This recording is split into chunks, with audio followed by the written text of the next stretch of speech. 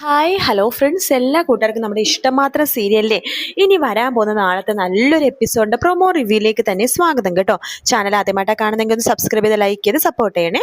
അങ്ങനെ നാളത്തെ എപ്പിസോഡ് നമ്മൾ കാണാൻ വേണ്ടി പോകുന്നത് ഇഷിതയും മഹേഷും കൂടി ചേർന്നിട്ട് ആദിനെ തിരിച്ചു കിട്ടാൻ വേണ്ടി കേസ് കൊടുത്തിരുന്നല്ലോ. അതിനെ വേണ്ടിയിട്ട് മഹേഷ് കോടതിയിലേക്ക് പോവാണ്. രചനയാണെന്നുണ്ടെങ്കിൽ ആദിനെയും കൂട്ടിക്കൊണ്ട് കോടതിയിലേക്ക് വരുന്നുണ്ട്. അപ്പൊ രചന ആദിന്റെ അടുത്ത് പറയുന്നുണ്ട്, കോടതി വെച്ചിട്ട് മോനെ ദേ കോടതിയാണ്, നീ അമ്മയുടെ കൂടെ തന്നെ നിൽക്കണം കേട്ടോ. ജഡ്ജി പലതും ചോദിക്കും, പലതും പറയും, പക്ഷെ നീ ഇത് മാത്രം പറഞ്ഞാൽ മതി, എനിക്ക് എൻ്റെ മമ്മിയുടെ കൂടെ പോയാൽ മതി, ഡാഡിയുടെ കൂടെ പോകണ്ട. നിനക്ക് വേണ്ടിയിട്ടല്ലേ മോനെ ഞാൻ ഇത്ര നാളും ജീവിച്ചത്. നീ എൻ്റെ കൂടെ നിൽക്കും മോനെ, നീ പോവല്ലേ മോനെ, പോയിക്കാൻ നമുക്ക് സഹിക്കാൻ പറ്റില്ല, മമ്മി പോയി ചത്തുപോകും. മോനെ പ്ലീസ് മോനെ, നീ എൻ്റെ കൂടെ നിൽക്കണം മോനെ എന്നൊക്കെ പറയാണ്. ആദി പുച്ഛത്തോടു കൂടി തന്നെ രചനനെ നോക്കാണ്. രചന ചോദിക്കേണ്ടത്, നീ എന്താ ആദി എന്നെ ഇങ്ങനെ നോക്കുന്നത്? മമ്മി മര്യാദക്കാണെങ്കിൽ ഈ കോടതിയിൽ പോലും വരേണ്ട ഒരു ആവശ്യം ഉണ്ടായിരുന്നില്ല. നീ എന്താ ഇങ്ങനെയൊക്കെ പറയണത്? ഞാൻ പറഞ്ഞത് സത്യമല്ലേ? ഞാനും മമ്മിയും ഡാഡിയും ചിപ്പിയൊക്കെ ചേർന്ന് അടിച്ചു പൊളിക്കിച്ച് ജീവിക്കേണ്ട ഒരു ജീവിതമല്ലേ മമ്മി തകർത്തത്? എന്നിട്ട് മമ്മിയുടെ കൂടെ നിൽക്കണം പോലും. ഞാൻ എന്തിനാ മമ്മിയുടെ കൂടെ നിൽക്കണത്? ആകാശങ്ങളുടെ തുപ്പൊക്കെ കേൾക്കാനായിട്ടോ? അത് കേട്ടിട്ട് മമ്മി ആകാശങ്ങളിനെതിരെ തിരിയത്തില്ല. അയാൾ എത്രയൊക്കെ വൃത്തികെട്ടവരാണെന്ന് പറഞ്ഞാലും മമ്മി അതൊന്നും കേൾക്കില്ല. ആ സുമിയാനിനെ കാണാതായിട്ട് ഇത്ര ദിവസമായി. മമ്മി എന്തെങ്കിലും അന്വേഷിച്ചായിരുന്നോ? അതിന് പുറകിലും അയാൾ തന്നെയായിരിക്കും ആ ആകാശങ്ങൾ. മോനെ ആദി, നീ എന്തൊക്കെയാ പറഞ്ഞത്? നോക്ക്, സുമിക്കൊരു കാമുകനുണ്ട് ഗൾഫില്, അവന്റെ കൂടെയാ പോയിരിക്കണത്. എന്റെ മമ്മി, ഇത് തന്നെയാ മമ്മീന്റെ കുഴപ്പം. ആകാശങ്ങൾ എന്തു പറയാലും മമ്മി വിശ്വസിക്കും. എനിക്ക് എന്തായാലും അയാളുടെ കൂടെ ജീവിക്കേണ്ട മമ്മി. എനിക്ക് ഓരോരോ സെക്കൻഡും അവിടെ പേടിച്ച് നിൽക്കണം. കഴിക്കുന്ന ഭക്ഷണത്തിന് പോലും അങ്കിള് കണക്ക് പറയും. മോനെ, ഈ ഇടയായിട്ട് അങ്കിള് നിന്നോട് എന്തെങ്കിലും വഴക്ക് പറയാറുണ്ടോ? എന്തെങ്കിലും കാര്യത്തിന് നിന്നോട് ദേഷ്യപ്പെടാറുണ്ടോ? ഇല്ലല്ലോ. നിന്നോട് സ്നേഹം മാത്രമല്ലേ മോനെ അങ്കിളിനുള്ളൂ. നീ ഒന്ന് ആലോചിച്ചോക്ക്, ഈ ഇടയായിട്ട് അങ്കിൾ എപ്പോഴാണ് നിന്നോട് ദേഷ്യപ്പെട്ടത്? നിന്നോട് സ്നേഹത്തോടെ മാത്രമല്ലേ അങ്കിള് പെരുമാറാറുള്ളൂ. നിനക്ക് പോക്കറ്റ് മണി പോലും വലിയൊരു എമൗണ്ട് അങ്കിള് തരാറില്ലേ? മമ്മി, പഠിക്കുന്ന എനിക്ക് എന്തിനാ മമ്മി പോക്കറ്റ് മണി? ഞാൻ സ്കൂൾ ബസ്സിന് പോകുന്നു, തിരിച്ചു വരുന്നു, പിന്നെ എനിക്ക് പോക്കറ്റ് മണിയുടെ ഒരു ആവശ്യമില്ല. അങ്കിള് പോക്കറ്റ് മണി തരുന്നത് എന്നെ കയ്യിലെടുക്കാനാ. പിന്നെ മമ്മി പറഞ്ഞ ഒരു കാര്യം ശരിയാണ്. ഈ ഇടയായിട്ട് ഒരു കുറച്ച് ദിവസമായിട്ട് അങ്കിൾ എന്നോട് ദേഷ്യപ്പെടാനോ ഒന്നിനും വരുന്നില്ല. അതെന്താന്ന് ചോദിച്ചാ അത് അങ്കിളുടെ പുതിയ പ്ലാനാണ്. അതെന്ത് പ്ലാനാണെന്നൊന്നും എനിക്കറിയില്ല. അങ്കിൾ നിശബ്ദമായിട്ടിരിക്കണമെന്നുണ്ടെങ്കിൽ അതിനുള്ളിൽ ഒരു പ്ലാൻ ഉണ്ട്. മോനെ, നീ ഇങ്ങനെ സംശയിക്കല്ലേ. എന്തൊക്കെ വന്നാലും നീ മമ്മിയുടെ കൂടെ നിൽക്കണോടാ. നീ മമ്മിയുടെ കൂടെ പോയാൽ മതി എന്ന് കോടതിയിൽ പറയണം എന്ന് പറയുമ്പോൾ പുച്ഛത്തോടു കൂടി തന്നെ കോടതിന്റെ വരാന്തയിലേക്ക് പോകുമ്പോഴേക്കും അവിടെ മഹേഷിനെ കാണണം ആദി. മഹേഷിന്റെ അടുത്തേക്ക് ഓടി പോകുന്നുണ്ട്. മഹേഷ് പറയുന്നുണ്ട്, മോനെ നീ ഇപ്പോ എന്റെ അടുത്ത് ഇങ്ങനെ നിൽക്കണ്ട. ഇനിയിപ്പോ ഇത് കണ്ടിട്ട് രചനയും ആകാശും ഏർപ്പാടാക്കിയ വക്കീലെ ഇതിന്റെ വല്ല ഫോട്ടോസോ വീഡിയോസോ എടുത്തു കഴിഞ്ഞാൽ പറയും, ഞാൻ നിന്നെ വശീകരിക്കാൻ വേണ്ടി, അല്ലെങ്കിൽ നിന്റെ മൊഴി മാറ്റി പറയാൻ വേണ്ടി, നീ എൻ്റെ കൂടെ നിൽക്കണമെന്ന് പറയാൻ വേണ്ടി, നിന്റെ കാല് പിടിക്കണം, ബ്രെയിൻ വാഷ് ചെയ്യാൻ വേണ്ടിയാണ് നിന്നെ ഇവിടെ നിർത്തിയെന്ന്. അതുകൊണ്ട് മോൻ അവിടെ തന്നെ പോയി നിന്നോ. പിന്നെ മോൻ എന്താണ് ശരിയായിട്ട് തോന്നുന്നത്? മോൻ എവിടെ നിന്നാണ് മോന്റെ ജീവിതം സേഫ് ആയിട്ട് തോന്നുന്നത്? നീതിയുടെ ന്യായത്തിന്റെ കൂടെ എൻ്റെ മോൻ നിൽക്കണം, കേട്ടല്ലോ? ശരി ഡാഡി എന്ന് പറയണം. അങ്ങനെ മഹേഷ് അകത്തേക്ക് കയറി പോകുന്നുണ്ട്. ആകാശാണെങ്കിൽ ആ വക്കീലിനെ കാണാൻ വേണ്ടി പോയിരിക്കാട്ടോ. വക്കീലിനോട് പറയണ്ട, വക്കീലെ എന്തൊക്കെ സംഭവിച്ചാലും ഈ കേസ് തോറ്റു തരണം.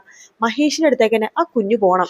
അല്ല ആകാശേ, ഞാൻ ആകാശോട് ഒരു കാര്യം ചോദിച്ചോട്ടെ, എന്തിനാണ് ഈ കുഞ്ഞ് മഹേഷിന്റെ അടുത്ത് ഇത്ര നിർബന്ധം? രചനയാണെങ്കിൽ കുഞ്ഞിനെ കിട്ടിയേ പറ്റുമെന്ന് പറയണു. ആകാശാണെങ്കിൽ കുഞ്ഞിനെ വേണ്ട, മഹേഷിന്റെ കൂടെ വിടാൻ വേണ്ടി പറയുന്നു. എന്താ കാര്യം എന്ന് ചോദിക്കുകയാണ്. വക്കീലെ, അത് വക്കീൽ അറിയേണ്ട കാര്യമില്ല, എങ്കിലും ഞാൻ പറയാം. ആദ്യം എൻ്റെ വീട്ടിൽ നിന്ന് അവന്റെ ജീവിതം സേഫ് അല്ല. അവന് നല്ല ജീവിതം നയിക്കണമെന്നുണ്ടെങ്കിൽ അവനവന്റെ ഡാഡിയുടെ കൂടെ പോണതാ നല്ലത്. പിന്നെ അതാണ് ഡാഡി ഇപ്പൊ വേറൊരു പെണ്ണിനെ വിവാഹം കഴിച്ചെന്ന് പറഞ്ഞില്ലേ, ഇഷിത, ഡോക്ടർ ഇഷിത. അതെ, അതിനെ മാഡത്തിന് അറിയായിരിക്കും, ഇപ്പത്തെ ഫേമസ് ആണ് നമ്മുടെ സിറ്റി ഹോസ്പിറ്റലിൽ. അറിയാം, കേട്ടിട്ടുണ്ട്, ഒരുപാട് കേട്ടിട്ടുണ്ട്. പീഡിയാട്രീഷ്യൻ അല്ലേ? അതെ. അവരുടെ സ്വഭാവം നല്ല സ്വഭാവമാണ്. അവരുടെ കൂടെ നിൽക്കുകയാണെങ്കിൽ ആദി ഗുഡ് ബോയ് ആവും. ആദിക്ക് താഴെ ഒരു അനിയത്തിയുണ്ട്, ചിപ്പി. അവളാ എന്ത് നല്ല സ്വഭാവം എന്നറിയാവോ? കാരണം എന്താ? ഇഷിതയും മഹേഷും വളർത്തണോണ്ടാ. അവൻ അങ്ങോട്ട് പോയിക്കോട്ടെ. ഈ രചനയുടെ സ്വഭാവം അത്ര നല്ലതൊന്നുമല്ല. ഇപ്പൊ എന്റെ കൂടെ നിൽക്കുന്നുണ്ട്, ശരിയാണ്, പക്ഷെ എന്നെക്കാളും പണക്കാരായിട്ടുള്ള ഒരുത്തനെ കണ്ടു കഴിഞ്ഞാൽ അയാളുടെ കൂടെ പോകും, അത്രേ ഉള്ളൂ. അതാണ് രചന. അവനിപ്പോ പ്രായമായല്ലോ ആദിക്ക്, അവനും മനസ്സിലായി തുടങ്ങി മമ്മി അത്ര നല്ല സ്വഭാവമൊന്നും അല്ലെന്ന്. അതുകൊണ്ട് ഇപ്പൊ ആ മമ്മീനെ ഉപേക്ഷിച്ച് പോകണമെന്ന് അവനും ആഗ്രഹമുണ്ട്. അവന്റെ ആഗ്രഹം സാധിച്ചു കൊടുത്തു വക്കീലെ. പിന്നെ വക്കീലിനാണെങ്കിൽ നല്ല 3 ലക്ഷം രൂപ ഇട്ടിട്ടുണ്ടായിരുന്നു. ഞാൻ കണ്ടിരുന്നു. പിന്നെ ഈ കേസ് തോറ്റു തരാണെങ്കിൽ ഒരു 2 ലക്ഷം രൂപ കൂടി തരേണ്ടി വരും. അതിനെന്താ, തരാലോ എന്ന് പറയാണ്. ശരിയെങ്കിൽ എന്ന് പറഞ്ഞ സമയമായി എന്ന് പറഞ്ഞിട്ട് വക്കീല് കോടതിയിലേക്ക് കയറാണ്. ആകാശ് മനസ്സിൽ വിചാരിക്കണു, എത്ര കൊടുത്താലും മതിയാവണില്ല, തിന്നിട്ടും മതിയാവണില്ല, ആക്രാന്തം, പണത്തിനോടുള്ള അവളുടെ ഒരു ആക്രാന്തം എന്നൊക്കെ വിചാരിക്കുകയാണ് നമ്മുടെ ആകാശ് കേട്ടോ. പക്ഷേ നമ്മുടെ ആകാശിന്റെ വക്കീൽ ആകാശിനെ ചതിക്കാൻ വേണ്ടി നോക്കുവാട്ടോ. തോറ്റു കൊടുക്കാന്നൊക്കെ അവർ പറഞ്ഞിട്ടുണ്ടെങ്കിലും അവർക്ക് ജയിക്കണമെന്ന് ഭയങ്കര ആഗ്രഹമാണ്. ആകാശിന്റെ കയ്യിൽ നിന്ന് പൈസ മേടിച്ചും ചെയ്തു. എന്നാൽ കേസ് ജയിക്കുകയാണെന്നുണ്ടെങ്കിൽ രചനയാണെങ്കിൽ പൈസ കൊടുക്കുകയും ചെയ്യും. അതായത് 3 ലക്ഷം രൂപ രചന കൊടുക്കും. അതുകൊണ്ട് തന്നെ മാത്രമല്ല, താൻ കേസ് ജയിച്ച് തനിക്കൊരു പേരും ആവുമല്ലോ. കോടതിയിൽ രചനയ്ക്ക് വേണ്ടി തന്നെ നിൽക്കാൻ വേണ്ടി തീരുമാനിച്ചു ആ വക്കീല്. പക്ഷെ എങ്കിൽ പോലും ആദ്യം കോടതിയിലെ ജഡ്ജിയുടെ മുമ്പിൽ എല്ലാ കാര്യങ്ങളും തുറന്നു പറയാണ്. തന്റെ മമ്മിയുടെ കൂടെയാണ് താൻ ഇത്രയും നാൾ നിന്നത്. അതിലൊരുപാട് വർഷങ്ങൾ താൻ ഊട്ടിയിലെ ബോർഡിങ്ങിലായിരുന്നു പഠിക്കുന്നുണ്ടായിരുന്നത്. ഈ ഒരു വർഷമായിട്ടുള്ളൂ താൻ ഇവിടെ വന്നിട്ട്. പക്ഷെ എനിക്കിപ്പോ മനസ്സിലായി നല്ലത് ഏതാണ്, ചെയ്തത് ഏതാണെന്ന്. അത് തിരിച്ചറിയാനുള്ള കഴിവ് എനിക്കിപ്പോ ഉണ്ട്. എൻ്റെ ഡാഡി ഒരുപാട് കഷ്ടപ്പെട്ട നിലയിൽ നിന്നിട്ടാണ് ഈ ഒരു നിലയിലേക്ക് വന്നത്. എൻ്റെ ഡാഡിയുടെ കഷ്ടപ്പെട്ട ആ ഒരു അവസ്ഥയിൽ, പൈസ ഇല്ലാത്ത അവസ്ഥയിൽ, ദരിദ്രനായ ഒരു അവസ്ഥയിൽ എൻ്റെ മമ്മി ഡാഡിയുടെ കൂടെ നിന്നില്ല. കുറച്ചുകൂടി പൈസക്കാരനായിട്ടുള്ള ആകാശങ്ങളുടെ കൂടെ എൻ്റെ മമ്മി പോയി. പക്ഷെ ഡാഡി അന്ന് തളർന്നു പോയതാണ്. ഡാഡിക്ക് അന്ന് 2 കുട്ടികളെ കോടതി വിട്ടുകൊടുത്തിട്ടുണ്ടായിരുന്നില്ല. ചിപ്പീനെ ഇടയ്ക്ക് വന്ന് കാണാം, 2 ദിവസം ചിപ്പീനെ നിർത്താം എന്ന് മാത്രമേ പറഞ്ഞിട്ടുണ്ടായിരുന്നുള്ളൂ. ഡാഡി ആകെ തകർന്നിരിക്കുന്ന അവസ്ഥയിലാണ് ഇഷിതാമ്മേനെ പരിചയപ്പെട്ടത്, ഡോക്ടർ ഇഷിത. അതിനുശേഷം ഇഷിതാമ്മക്കാണെങ്കിൽ പിള്ളേരെ ഭയങ്കര ഇഷ്ടമാണ്. അങ്ങനെ ചിപ്പിയുടെ അമ്മയാവാൻ വേണ്ടി മാത്രമാണ് എൻ്റെ ഡാഡിനെ വിവാഹം കഴിച്ചത്. പക്ഷേ അതിനുശേഷം ഇഷിതാമ്മയുടെ നല്ല സ്വഭാവം ആയതുകൊണ്ട് ഈ കോടതി തന്നെയാണ് ചിപ്പീനെ ഇഷിതാമ്മക്ക് കൊടുത്തത്. ഇപ്പതേ എന്നെയും ഈ ഇതേ അവസ്ഥയിൽ തന്നെ, അന്ന് ചിപ്പി നിന്ന അതേ അവസ്ഥയിൽ തന്നെയാണ് ഞാൻ ഇവിടെ നിൽക്കുന്നത്. ഇപ്പൊ ഞാൻ പറയാണ്, എനിക്ക് എൻ്റെ മമ്മിയുടെ കൂടെ പോകണ്ട, ഡാഡിയുടെ കൂടെ പോയാൽ മതി എന്ന് ആദ്യം പറയാട്ടോ.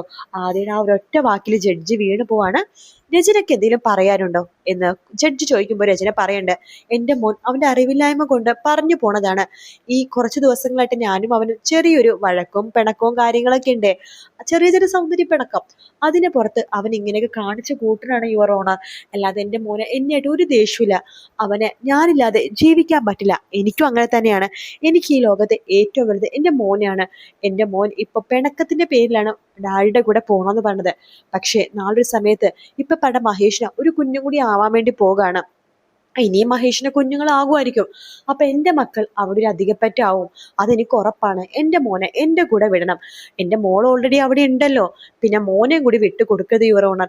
ഞാൻ ആകാശിന് വിവാഹം കഴിച്ചിട്ടില്ല. മാന്യമായിട്ട് ആദീന, ഞാൻ തൊഴിലെടുത്ത് ജീവിച്ചിട്ടാണ് ആദീനെ നോക്കണത് എന്നൊക്കെ പറഞ്ഞിട്ട് എന്തൊക്കെയോ പറഞ്ഞ് രചന അവിടെ ആളാവാൻ നോക്കുന്നുണ്ടെങ്കിലും അതൊക്കെ തന്നെ വെറുതെയാണെന്ന് തെളിയിക്കുകയാണ് മഹേഷിന്റെ വക്കീല്. അങ്ങനെ കോടതി അവസാനം ഒരു വിധി കൽപ്പിക്കുകയാണ്. ആദി എന്ന മഹേഷിന്റെ കയ്യിലേക്ക് തന്നെ കൊടുക്കാന്ന് പറഞ്ഞ ആദ്യത്തിന് മഹേഷിനെ പൂർണ്ണമായിട്ട് വിട്ടുകൊടുത്തിരിക്കുകയാണ് കോടതി. രചന തോറ്റു പോവാട്ടോ. ഈ ഒരു ഭാഗമാണ് നമ്മൾ നാളത്തെ എപ്പിസോഡിൽ കാണാൻ പോണത്. വീഡിയോ ഇഷ്ടപ്പെട്ടാൽ ലൈക്ക് ചെയ്യുക, സബ്സ്ക്രൈബ് ചെയ്യുക, കമന്റ് ചെയ്യുക. മറ്റൊരു വീട്ടിൽ കാണാം. Take care, bye bye.